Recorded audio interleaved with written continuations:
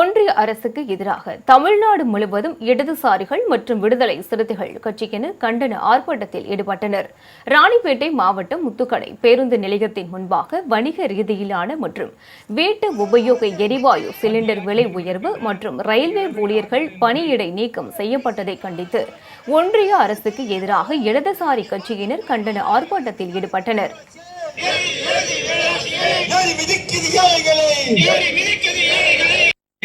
ஆர்ப்பாட்டம் என்பது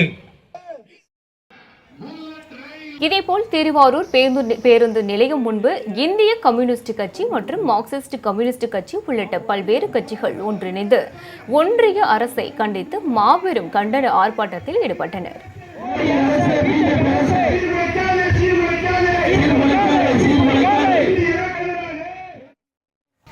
புதுக்கோட்டை அண்ணா சாலை அருகே ஒன்றிய பாஜக அரசை கண்டித்து இடதுசாரிகள் சார்பில் 150க்கும் மேற்பட்டோர் கலந்து கொண்டு கண்டன ஆர்ப்பாட்டத்தில் ஈடுபட்டனர்.